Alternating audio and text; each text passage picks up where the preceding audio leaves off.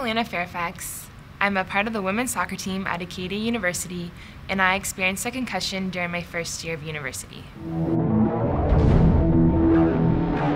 There are many different symptoms to suggest concussion, including headache, dizziness, decreased concentration, and difficulties with balance. But you don't need to have all of these symptoms to be considered to have a concussion. And you don't need a loss of consciousness to have a concussion. Not every concussion is the same in terms of its symptoms, nor of its management. And in fact, 90% of concussions will recover within the first week. I felt the symptoms of my concussion immediately following the hit, and I was unsure whether or not to continue playing or to leave the game. I felt alone and confused and unsure whether or not to tell someone for fear of what my coaches or my teammates would think, and my symptoms reached a point where I was unable to attend class.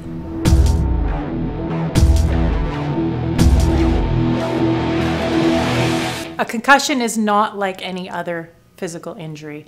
It's not something that you can see. It may make you feel like you're alone and that nobody else in your team can actually see that your brain is injured, unlike if you've torn your ACL or if you've inverted your ankle. It's a different type of injury. It's important that you do report those symptoms to your medical staff so that we can help identify that and to help move you forward in terms of recovery from that brain injury. A concussion is a brain injury, there's no doubt about it. If I was going to give one message about my experience, it would be to be able to take a step back from the emotion and the intensity of your sport and to actually focus on long-term what's important for you and what's important for your health, because it's really hard to adjust or decipher through that emotion when you're involved in the game. But when the game is gone in your life, you have to be able to function, you have to be happy with where you're at. One of the most important things you can remember is to report your symptoms as soon as possible to your medical staff, because the sooner you report your symptoms, the sooner your medical staff can start working on getting you back to playing as soon as possible. The role of your medical staff is not to pull you from play, but actually to get you back to playing as soon as possible in as safe a manner as possible.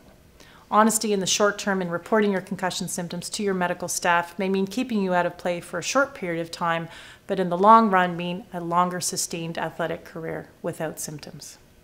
I think, the biggest thing that I would have done would have, swallowed my pride, admitted that, something was wrong, even though I looked fine, I didn't feel fine. And probably my biggest regret now is that I'm back for a 5th year of school and unable to play, or had to make a tough decision not to play with, the 25 guys that I know the best. So that's probably my biggest regret, that I'm here still taking the school, but I can't be here for what I really want to be here for.